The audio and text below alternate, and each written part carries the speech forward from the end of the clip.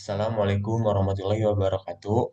Perkenalkan, kami dari kelompok 5 yang beranggotakan Ahmad Rozan Himawan, saya sendiri, Tria Madelaine, Muhammad Izzat, serta Herlambang. Pada kali ini akan mempresentasikan terkait workstation analysis pada extruder rubber station. Untuk selanjutnya akan dijelaskan oleh Katria. Dipersilakan. Baik, di sini untuk jenis pekerjaannya adalah operasional produksi, yang di mana durasi pekerjaan adalah 11 jam dengan aktivitas utama yang pertama kontrol mesin, kemudian memonitoring parameter mesin, dan memonitoring produk. Nah, yang pertama menganalisis prinsip ergonomi pada workstation. Yang pertama adalah posisi tubuh. Posisi kerja operator yang sedikit membungkuk dapat menyebabkan kelelahan otot. Kemudian CCTV diletakkan yang terlalu tinggi sehingga operator harus mendongak. Eh, Kemudian multiple display yang dimana informasi lainnya itu tersebar pada tiga monitor yang berjauhan dan membuat harus menggerakkan kepala dan mata lebih sering yang meningkatkan beban pikir, memperlambat pemahaman situasi dan meningkatkan resiko salah membaca informasi. Nah, untuk kognitif ergonomisnya itu yang pertama jumlah display yang banyak dan membuat operator kelebihan informasi ataupun overload visual dan membutuhkan waktu yang lebih lama untuk mencari data yang diperlukan. Selanjutnya adalah tombol yang terlalu rapat yang dapat meningkatkan risiko salah tekan tombol. Menurut standar ISO 11064, tombol yang sering digunakan seharusnya mudah dijangkau, warnanya yang jelas untuk membedakan fungsi, dan display penting harus berada di tepat di depan area pandangan operator.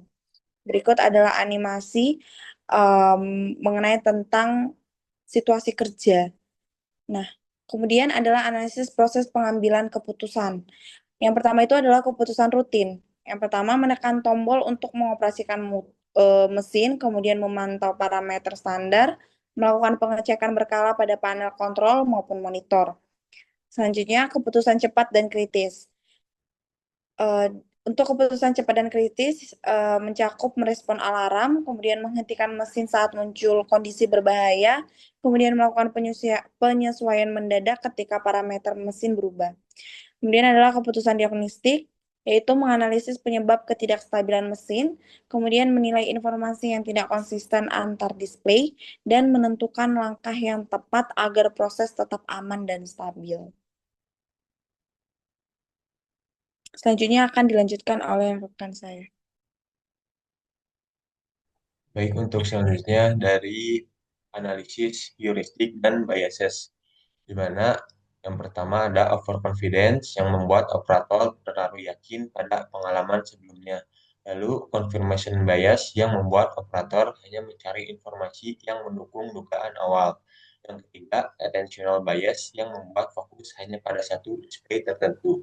Yang keempat, kondisi kelelahan akibat jam kerja panjang juga dapat memunculkan bias tambahan yang memperlambat respon. Dan selanjutnya, faktor dari internal dan eksternal. Untuk dari faktor internalnya, terdapat kelelahan fisik dan mental, pengalaman kerja, kemampuan memproses informasi, motivasi, dan kondisi emosional. Dan untuk faktor eksternalnya adalah desain workstation kurang ergonomis, penempatan display terpencar, tombol yang rapat, kebisingan, pencahayaan, beban kerja, serta SOP yang berlaku.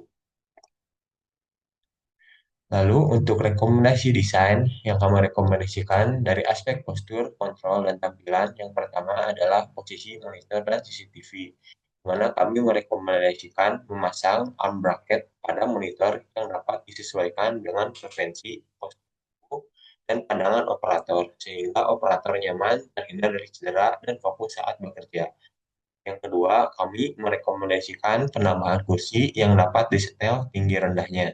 Tipe kursi tanpa sandaran menyesuaikan tuntutan kerja operator dengan mobilitas tinggi, baik dalam keadaan duduk maupun berdiri. Juga menghindari operator mengantuk dan menjaga fokus. Kursi juga dilengkapi roda sehingga dapat menyesuaikan kenyamanan jangkauan operator terhadap panel dan monitor. Terus selanjutnya, kami juga merekomendasikan display yang dirancang untuk mencegah overload visual. Kami merekomendasikan sistem berbasis AI, yang digunakan untuk membantu menyajikan informasi yang paling sering dan yang paling penting digunakan oleh operator. Lalu dari sistem kontrol, kami merekomendasikan layout posisi tombol, di mana tombol yang lebih krusial akan diletakkan di tempat yang lebih mudah dan nyaman untuk dijangkau oleh operator. Lalu selanjutnya, penjelasan akan dilanjutkan oleh rekan saya. Oke.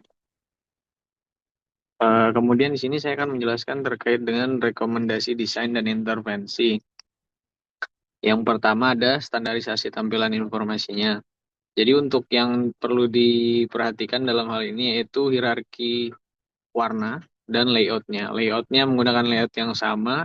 Untuk hierarki warna itu hijau untuk normal, kuning untuk perhatian, dan merah untuk bahaya, serta ikon universal lainnya. Kemudian yang kedua, sistem notifikasi berprioritas, di mana alarm dikategorikan berdasarkan tingkat urgensi. Misal level 1 low, kemudian level 2 medium, dan level 3 critical. Oke, next Mas. Nah, kemudian eh, yang ketiga itu pelatihan berbasis skenario.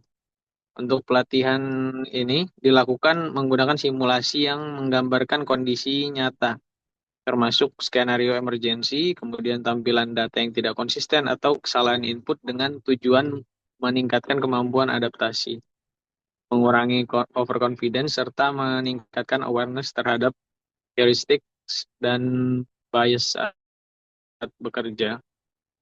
Kemudian SOP visual dan decision support tool. SOP versi di mana ini adalah SOP versi ringkas yang ditempel pada panel atau dimasukkan dalam display sebagai access mode. Next, Mas. Nah, untuk ilustrasi skematik atau mock-up desain workstation-nya sebagai berikut. Jadi desain tampilan workstation-nya ini dilakukan agar visual, alur kontrol, dan alur keputusan menjadi linear atau mudah diikuti oleh si operatornya. Kemudian dengan desain ini, alurnya itu yang pertama melihat kondisi utama, kemudian mengidentifikasi prioritas, selanjutnya mengikuti panduan, dan yang terakhir melakukan tindakan. Nah, desain ini juga mengurangi eh, eh, multitasking yang tidak penting, kemudian mempercepat pengambilan keputusan, dan meminimalisir potensi error, terutama di jam kerja yang panjang. Baik, terima kasih Mas Izat. Jadi kesimpulan dari presentasi ini adalah desain workstation yang tidak ergonomis meningkatkan kelelahan operator, resiko kesalahan kerja, dan menurunkan kualitas pengambilan keputusan. Nah, dari itu diperlukan perbaikan tata letak, fasilitas ergonomis, dan penyederhanaan tampilan informasi untuk meningkatkan keselamatan dan efektivitas kerja. Mungkin sekian presentasi yang dapat kami sampaikan. Kurang lebihnya mohon dimaafkan. Terima kasih. Wassalamualaikum warahmatullahi wabarakatuh.